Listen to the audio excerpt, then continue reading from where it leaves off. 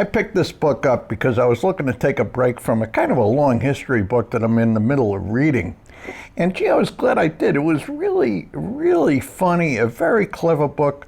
Carl Hiaasen writes great books about Florida.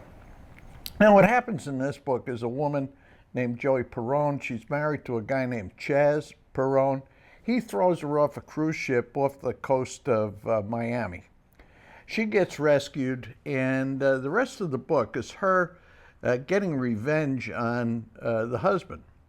Now, the characters in the book are just really sensational. The husband, totally worthless. I think some of the funniest scenes involve him.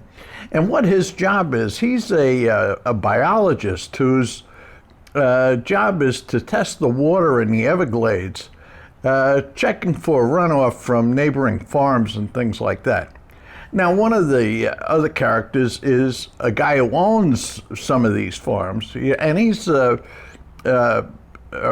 millionaire, low-life kind of guy.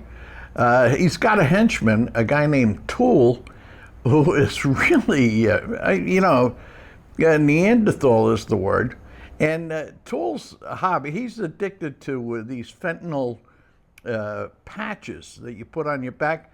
And the way he gets them is by breaking into nursing homes and stealing them off patients and in the nursing homes. He steals them and he uses them himself.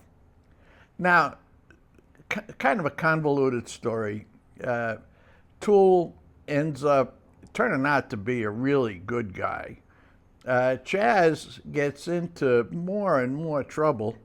A lot of it caused by himself, not even caused by the vengeful wife, Joey. And the book is entertaining. Very, very hard to put it down. And as I say, laugh out loud funny. So I really enjoyed Skinny Dip. I thought it was a great break from the somewhat, I'm not going to call it heavy history book that I'm reading, but it's a really, really nice change of pace. And I'm happy to recommend Carl Hiaasen. I've read several of his other books. They're all centered on Florida. I'm not a native Floridian, so I don't, a lot of this stuff I think goes by me. There's certainly a powerful theme in the book about preserving the Everglades, and I've got to confess once again, I don't know anything at all about that stuff. But I will tell you that the plot, the main story, very definitely funny, very definitely entertaining, worth a few hours reading time. That's my recommendation for this week. I'll see you next week. Probably with that long history book.